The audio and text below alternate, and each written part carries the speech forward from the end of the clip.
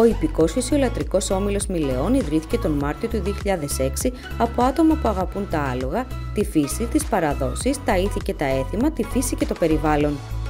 Ο Ιππικός Φυσιολατρικός Όμιλος Μηλεών οργανώνει βόλτες με άλογα, μονόρες για αρχάριους και ολοήμερες για έμπειρους, με στόχο να βοηθήσει παιδιά και μεγάλους να γνωρίσουν τα άλογα και να βιώσουν ευχάριστες στιγμές μέσα σε ένα φυσικό περιβάλλον που συνδυάζει βουνό και θάλασσα. Υπασία στις Μηλιές, στις παραλίες των καλών νερών και της Κορόπης, μόλις λίγα λεπτά από το Βόλο. Αισθανθείτε ελεύθερα στο βουνό των Κεντάβρων υπέβοντας τα υπέροχα άλογά μας. Κορόπη Μηλεών, ένας απίστευτος προορισμός για τις διακοπές σας, μια αξέχαστη απόδραση με τα άλογα στη φύση. 10 λεπτά από το χωριό Μηλιές και 5 λεπτά από το χωριό Καλά Νερά.